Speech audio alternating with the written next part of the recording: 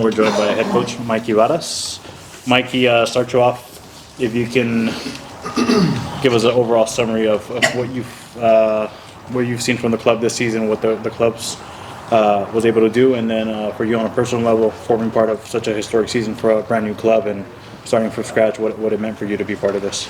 I think overall we're still carrying the sting from the other night because we're really competitive people here.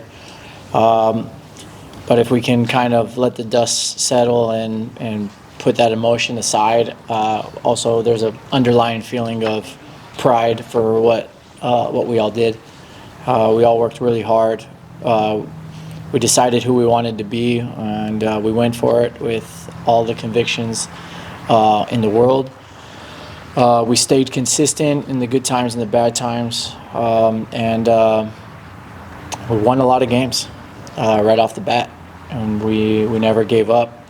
And I think it's important that when I say we, that's every staff member, that's every single player, that's club leadership, that's ownership, and that's Frontera SD, every single season ticket holder who came every single match, anybody who wears any SanDiego.FC gear with pride, the whole city. I think it was all of us.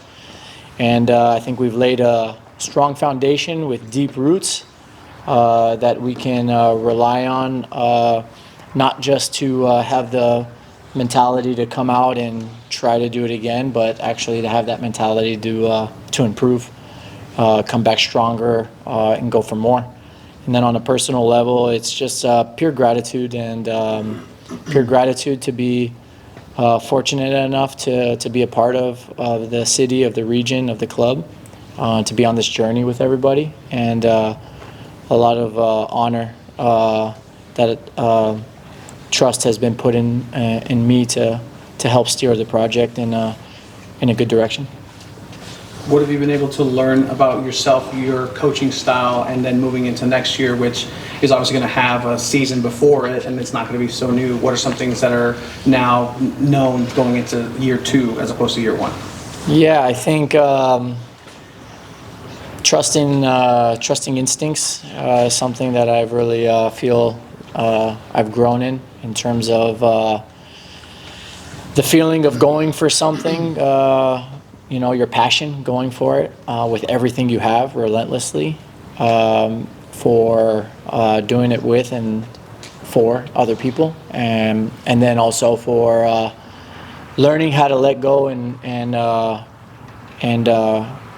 ride the waves that life gives you, right? Whether that's good fortune or tougher fortune, and just trusting in the process.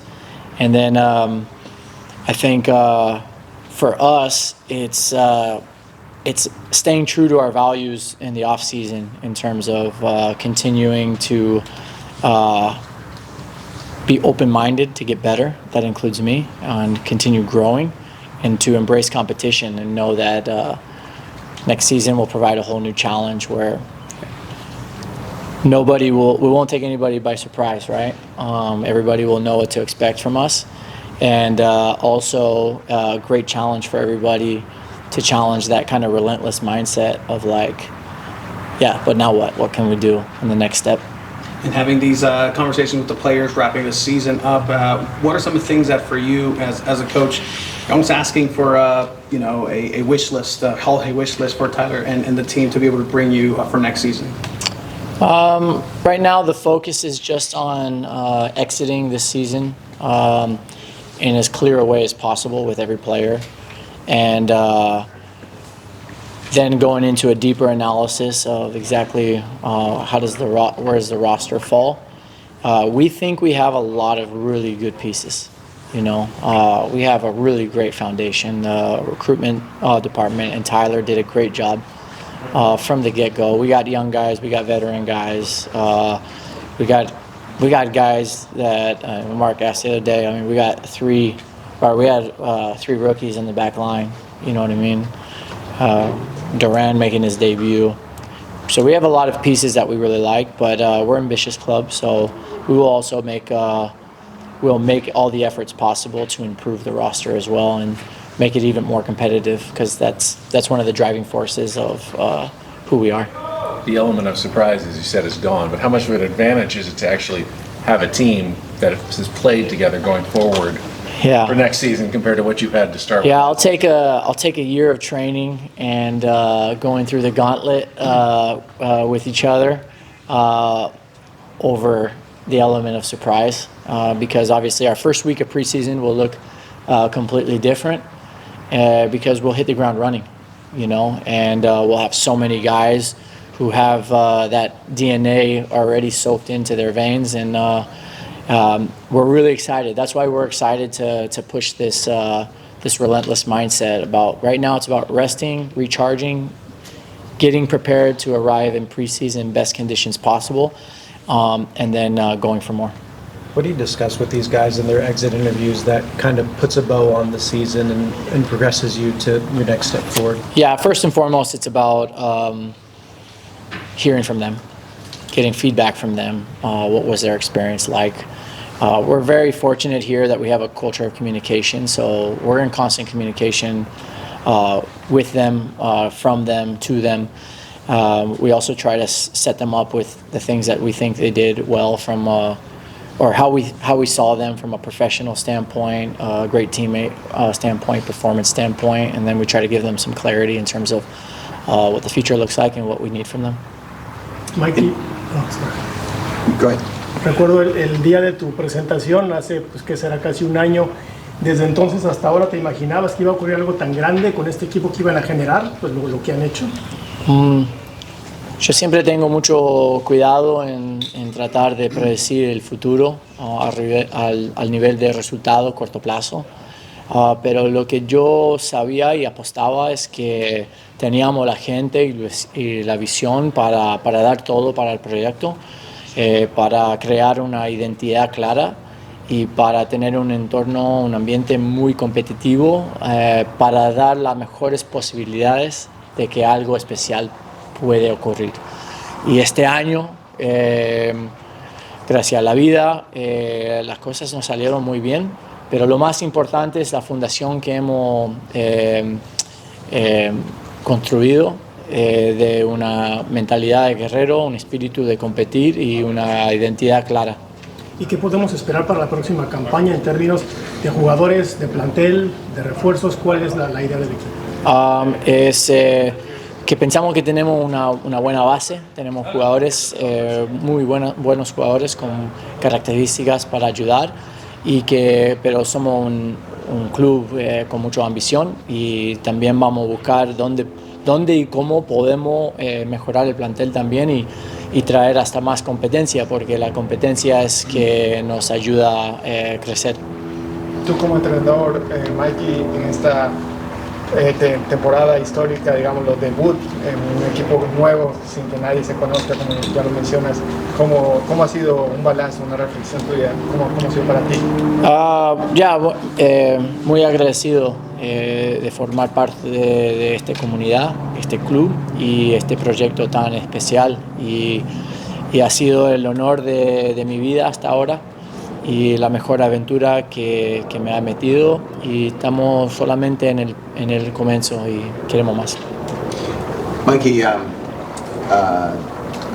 we were looking this up. I think Jorge Campos might be the only player in MLS history to be selected to a Mexican national team for a World Cup. Obviously, it's in Chucky. He's been very open about that. It's a huge goal of his. I asked you this the other night, but would you begrudge him if he wanted to go play somewhere that he would be guaranteed or have a better chance of playing before that World Cup? I mean, we want Irving to play in a World Cup. We want Anders to play in a World Cup. We want all of our guys to play in a World Cup, because that is the biggest honor that you can live, is represent your country in a World Cup, especially for Irving on home soil. And what I would say is that we want the same for him. He's under contract, and he's with us, and we're happy to have him. But we also want him to play in a World Cup. So anything to support him. And in Same question, but for Luka, who's in a different situation because his loan is up. Yeah, same. He's kind of been out of the picture since he's been out of the lineup here. So. Yeah, but he in Luka's defense, he wasn't starting towards the end of the season, but he still played really important minutes for us, and he was a massive part of what we did all season. We also, the same for him. We would love for him to be in a World Cup, and always going to support these guys however we can to give them the best chances of doing that. And last thing for me, in terms of just tactical, advancing the tactics next year, what area do you feel like, not just the players, but what area do you feel like you need to sort of take that next step? Yeah, that's a great question. There's so many.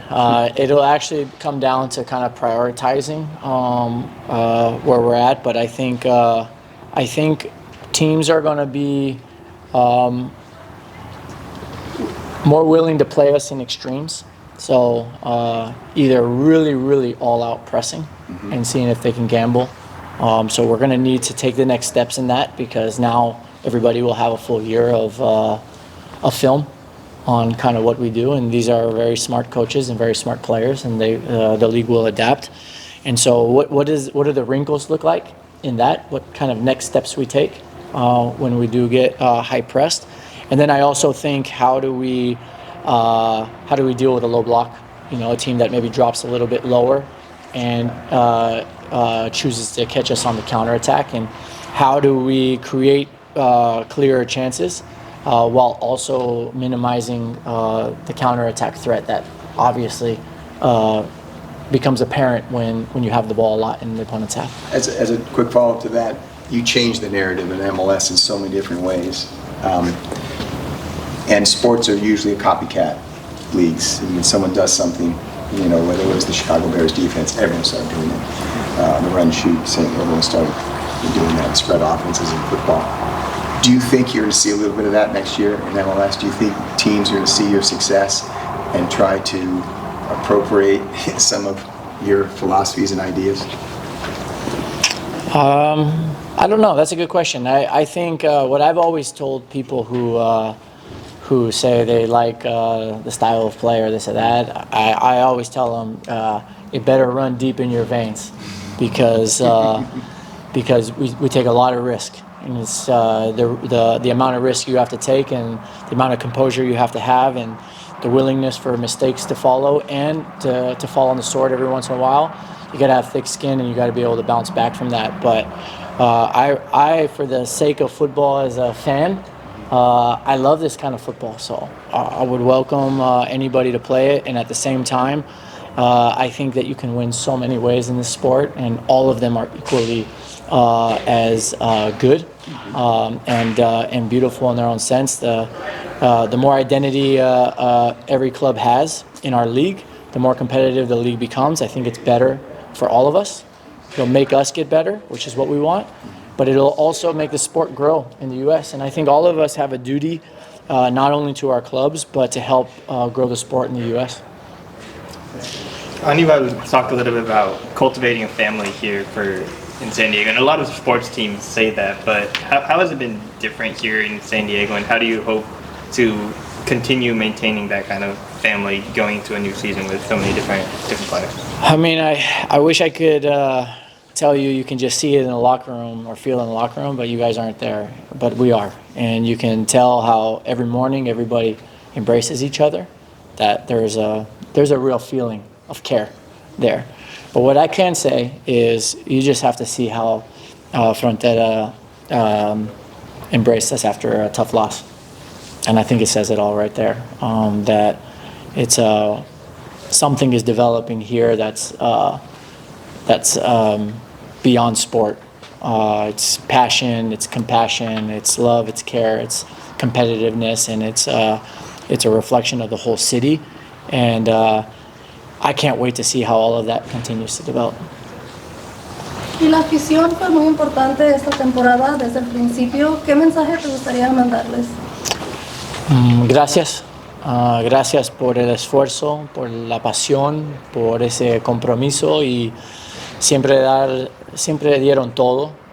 También felicidades, porque la manera que ellos también crecieron maduraron y mejoraron, para mí me da el piel de gallinas porque todo el mundo vio el desarrollo del equipo, pero el desarrollo de la hinchada también fue algo muy impresionante y que vamos juntos, seguimos juntos en todo lo que viene en el futuro, las buenas y las malas, siempre con toda la pasión que tenemos para ganar todo lo que podemos. Y otra vez gracias y que tengan una muy buena Navidad y Año Nuevo. Any other questions here? We have some on Zoom. Derek, go ahead. Hey, Coach. With success comes attention. Attention not only on you guys because you're no longer an unknown commodity, but attention on your players. Because you have a lot of guys who really make names for themselves on retire on a bigger stage. Luca Bombino kind of coming out of nowhere. How much do you now have to almost re-recruit your roster to make sure you keep as much of it together as you possibly can? Well, I think Tyler and the recruitment staff have done a good job setting up, contract situations so that there's stability in the club. So I'm not too worried about that. And then I think the main thing with the attention is that, listen, when things are quote-unquote good, people lift you up, and when things are quote-unquote bad, people throw you down. And so the most important thing is to stay focused internally on who we want to be and how we want to approach being who we want to be, and just going for it every single day and then letting life take care of the rest. We'll go with Tom. Tom, do you hear us? Are you there? Yes, yep. Coach. You said on Saturday night you want to let the details wait. Now, today on Monday, were you able to break down why the first half went the way it did and what you learned from it? There's still more details to be unraveled, but what I will say is this. I think my feeling after the game was pretty accurate from watching the game back. I've watched it twice now. I slept good the night of the game because I watched it right away because I had to. But ultimately it was this. We played against a very good team with very good players and a very good coach. Okay, we came out the first half, the first 11 minutes they were flying. We got caught a little bit by surprise. I think that they also score on the first two big chances that they create, which doesn't always happen, but sometimes it does happen. They throw two punches and they score two goals. After, I think, the 14th minute, you actually see us getting a hold of the game. And I think that we actually start pushing the tempo. We create a really big chance that if you look at our second goal conceded, where it's a bit unfortunate, where we make a clearance, goes off our goalkeeper, goes between our guy's legs, goes in on goal. We have a corner kick that has almost the same result for them, but the ball just trickles out. This is a game of millimeters, and that 1-2 changes the whole perspective of the game. We're still comfortable, I think, at 0-2 because we've done it before, right? And life would have it against a bit the run of the play at that moment. They score 10 seconds before the half ends, and it turns a hill to climb into a mountain to climb. Ultimately, though, what I said after still stands. The way we came out in the second half to push the game, to do whatever it took to get back in the game, scoring the 1-3, and then even after the red card, creating 2 to 3 big chances. I think we have 2 chances before the 88th minute to make it 2-3. And then if you make it 2-3 at that point with 6-7 minutes of stoppage time to play, really anything is possible. It just wasn't our day. And that's hard to come to terms with because we're really competitive, and I always take ownership. I'll think about the first 11 minutes for a long time. The most important thing is that we take learnings from this, and that next season we carry this pain as a bit of motivation to get back at it and come back stronger.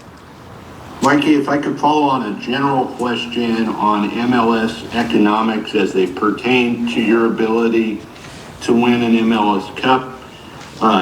Quick context for you, in San Diego, I could give you 3 other prominent teams where the economic system of the league is very distorted, and the San Diego team, by virtue of market size or certain other things, has had a profound disadvantage.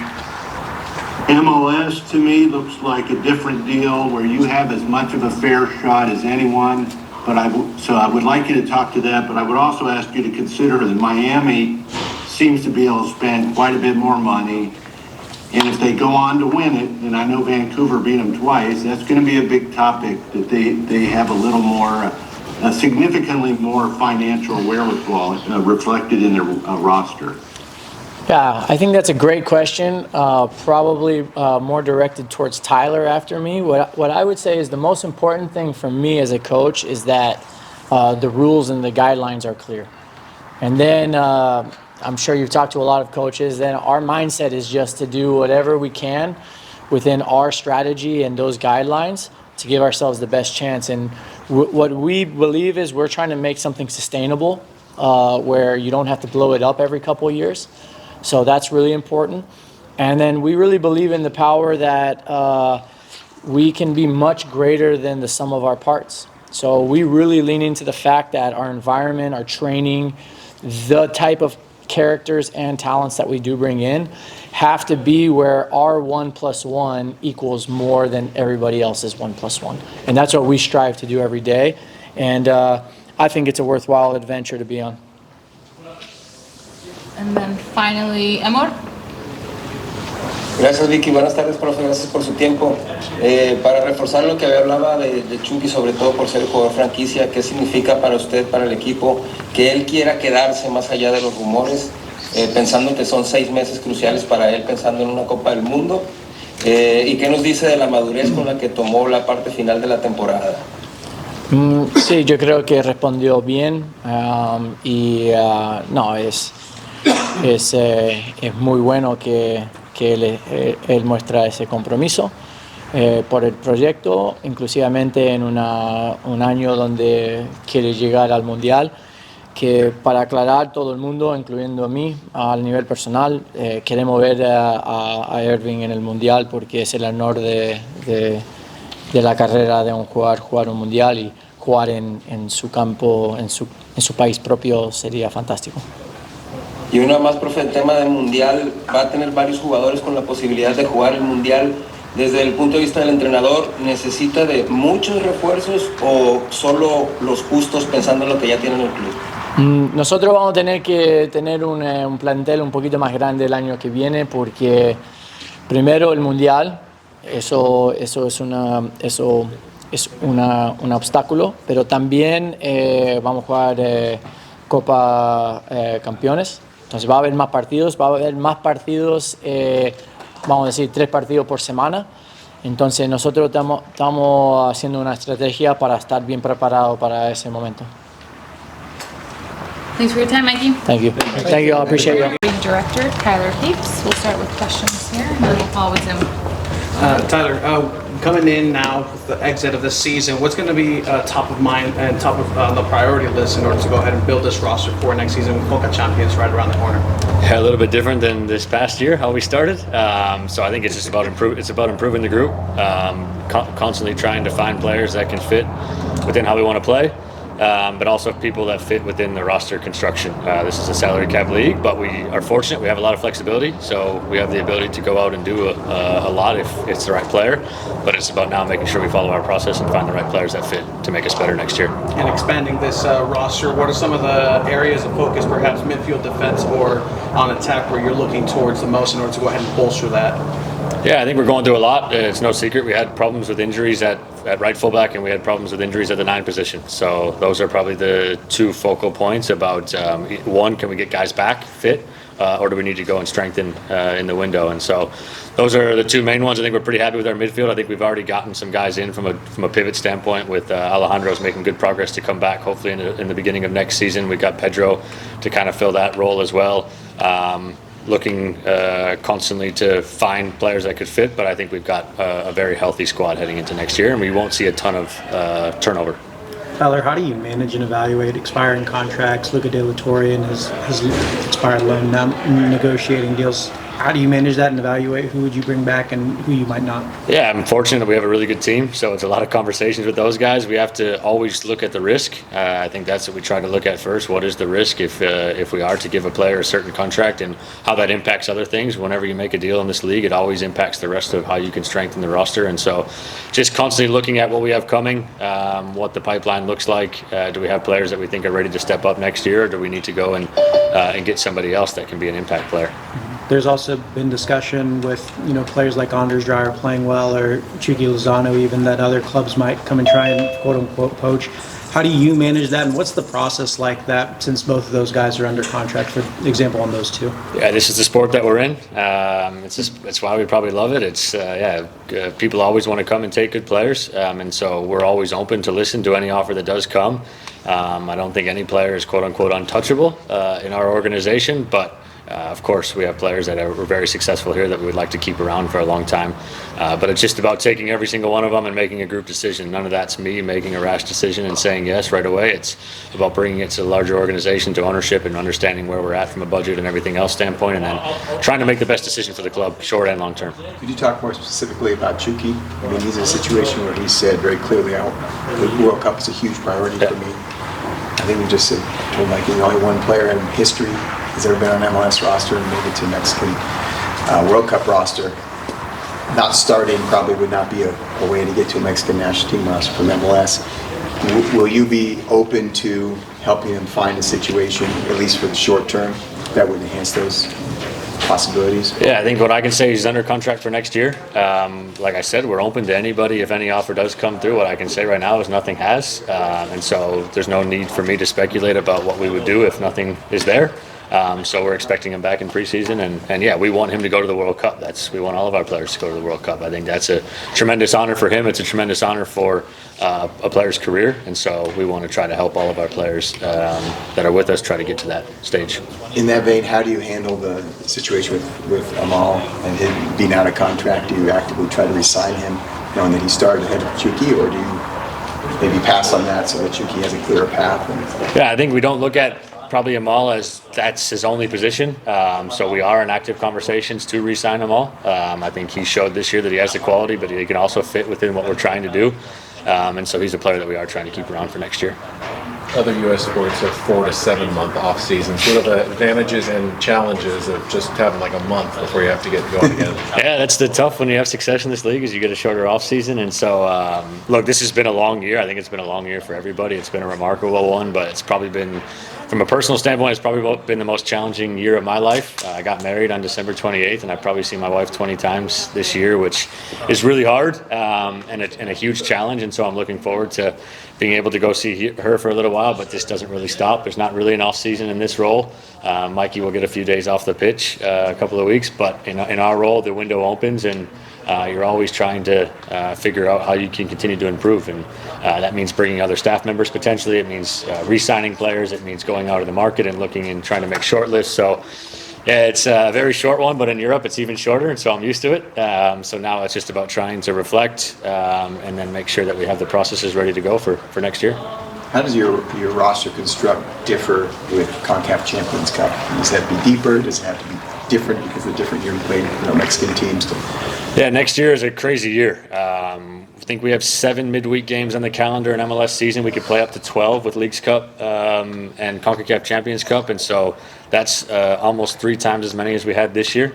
We went through a big injury spell during that time as well in the middle of the summer, and so one of that comes down to process, but we need to maximize our roster as much as we can. We can hold 30 on between senior and supplemental. We can have a couple of off-roster guys, but those are only homegrowns, and in our case, it makes it a little bit more challenging because of the lack of academy. But we need to try to get as many players in as possible, and we need to make sure that availability is the main priority and have those guys as ready to go as we can. But yeah, I think just to try to get as many numbers as we can, but still with players that fit kind of our whole roster construction. So more depth. Yeah.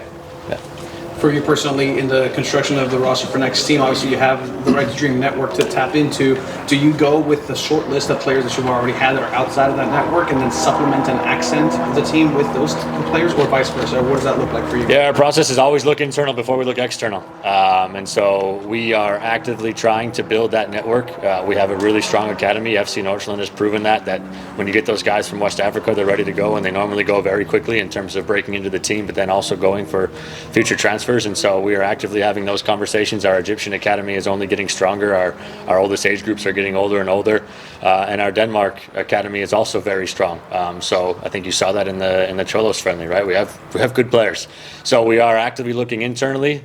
Those conversations can be hard because this pathway hasn't existed before, so we need to prove that it works. But we're having those conversations, and so a lot of stuff that's happening internally, but we also are still doing the work externally because we need to be prepared in case any of those opportunities don't come to fruition. And yeah, we need to make sure that we have a number of players that strengthens our negotiations as well. And then where does SanDiego.FC right now, in your opinion, fall in that totem pole of Right to Dream, whether it's the A side, B side? Where do you see yourself in this club being on that, along with FC Nordsjælland? Yeah, we see it as two A clubs, different pathways. We always tell the players that we need to find the pathway that's best for them. And normally for young players, it's opportunities and it's getting playing time. And so there may be a situation where it makes more sense to bring a center back here, for example, because we have maybe not as much depth as FC Nordsjælland has, for example, or maybe make it more sense for that center back to go there because of the injury situation. And so it's always that constant communication. It's where I think we do have a strength in numbers. I've worked for multi-ownership before, but I think our continuity and our collaboration is fantastic. So being able to have people flying back and forth and focusing on that is really important for us. You mentioned flexibility in your roster. I mean, you had to make some hard decisions this year, like Milan was one of them. Just speak to that a little bit about how the salary cap is limited in that regard, and how did you sort of keep your eye on next season while you're still worrying about this season? Yeah, it's my main role probably is to make sure that we can sustain this thing. Mikey's main role is to make sure that we can win from week to week, and I think we create a really good collaboration of that. We have also a really good staff that prioritizes that. We have a guy that does the cap, and he's unbelievable in making sure that we know every single decision that we make. We know what potentially the consequences could be. That doesn't mean that we don't make it. It means that we are very thoughtful in terms of how we approach it. But yeah, we have open DP spot, we have open U22s, we have a lot of GAM. But our intention is also not to spend every single dollar, because that's a way that you can make it extremely difficult. We don't want a transition where every year we get there and we're transitioning out 10 to 15 players. We want to make it so that we have continuity in the group and that we can bring in key pieces that improve us and make us better. I think also what you saw this year is we know we will improve next year because we've had a lot of young players that made a lot of really big steps. And so that was our challenge to a lot of players today in exit meetings, is that, hey, you've made big steps, but now how do you go away in your first preseason and then come back or your first offseason as a professional and then come back in preseason and make sure that you keep making those steps, because that will also make us better next year. Is that something that maybe fans don't understand? They were new to MLS, that in a lot of leagues it's just win now, win now, win now. Yeah. And you obviously want to win now, but it's just having to make those hard decisions. Yeah. Doesn't mean you're making bad decisions, but it's a balance. Yeah, it's really difficult whenever you make a decision to know if it's good or bad. And normally you don't know even in 6 months, right? And there's always ways that you can look at it from a positive and a negative. And it's also my job and our job to make sure we don't get caught up in those decisions, that we're constantly thinking forward. And I think we did that to end this year. And again, in our playoff run, we had Corey Baird and Amal Pellegrino starting almost every game, right? And those guys were guys that we brought in on the deadline, and we were able to get on really cap-friendly deals that allowed us to continue to push forward.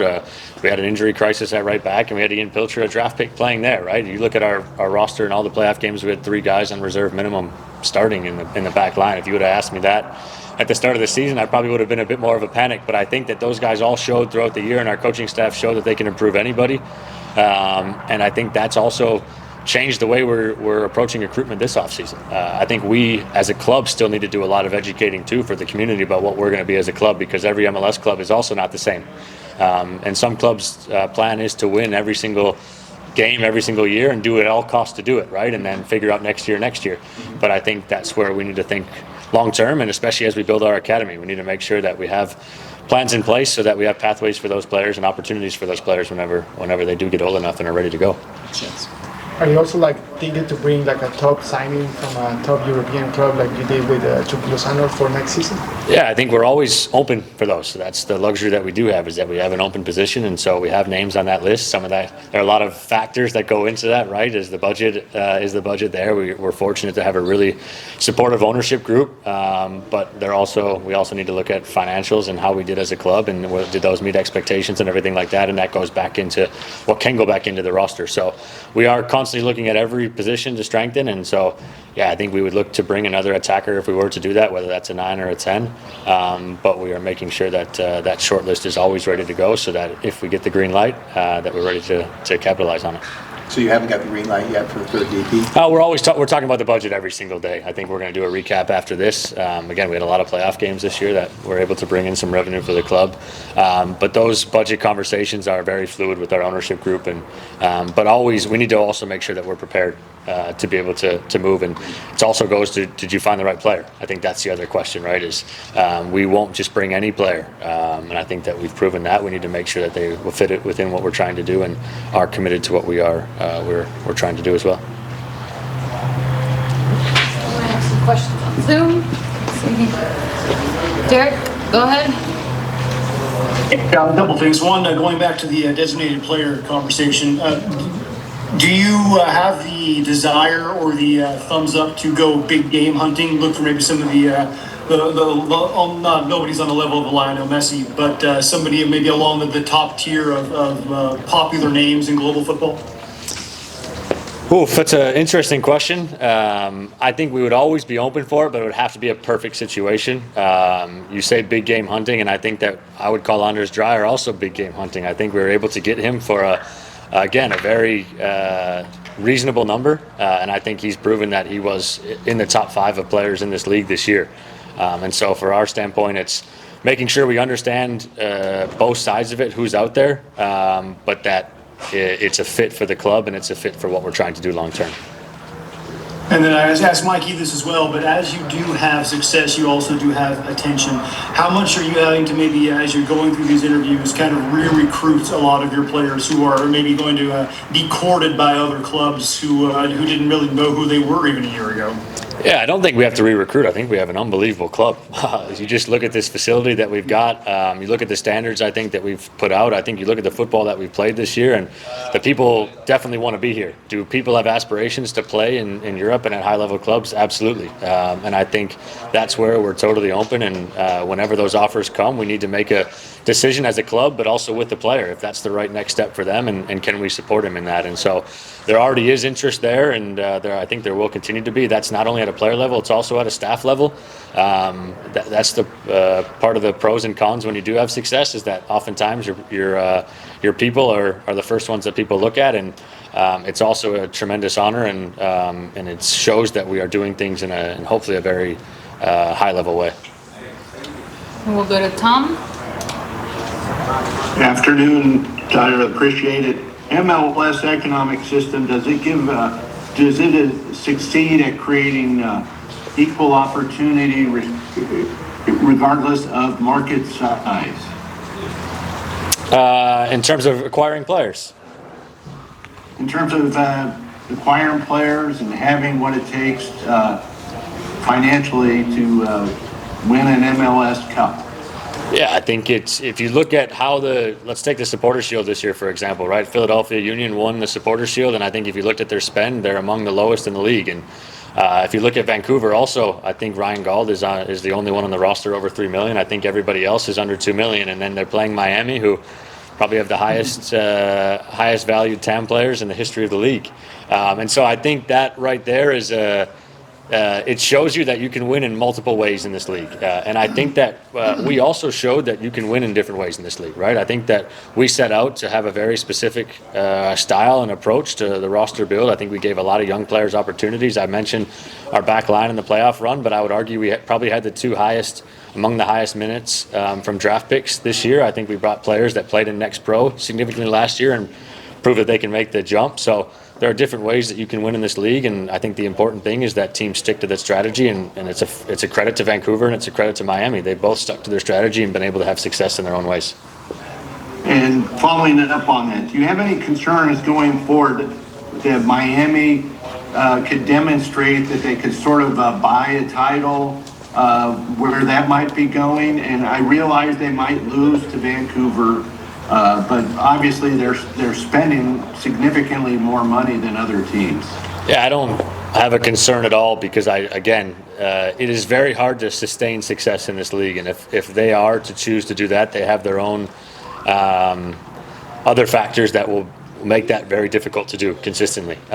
Look, they have probably the greatest player ever to play the game right now, and so there's no surprise that they're in the final. And I also think they've made intelligent recruitment with Silvetti as a U22, for example, and Allende on a loan TAM deal, and so they still need to operate in the same constraints. Can they spend more than on DPs? Yes, absolutely. But teams have done that, and that's not a proven success in this league. And there are teams in the last couple of years that also have really struggled when they've tried to go about that attempt. And so it won't change our strategy. Again, I think if you look at the total spend in the league, it is increasing, and that should hopefully increase the quality. But it still goes down to your process and your recruitment, because I think you can get good players for any sum of money, and it's then about making sure that you put them on the field with people that are really aligned and want to do things in a similar way. So Tyler, basically it's a fair shot. We in San Diego are a smaller media market, and I know you were in Minnesota with the Twins. You probably realize like the Yankees could quadruple their payroll. This is a different deal, right? It's fair. Yeah, totally. I think you can do it at the DP level, but it's 3 of your 11 starters, and then you can also find clever ways to bring TAM players that probably are DP level. But again, you're talking 4 or 5 guys, and then you still need to be really clever and still need to find the balance in the rest of your roster, and that's where the strategy comes in. And I also don't compare this league to Liga and Bundesliga, right? You look at those and you look at the past winners, and it's normally the same team over and over again. I think MLS as a league do a good job to ensure that cannot happen. And if teams are choosing to go down that route, again, I still think there's competitive ways to stay in line with that. Gracias. Thanks for your time, Tyler. Thank you, guys.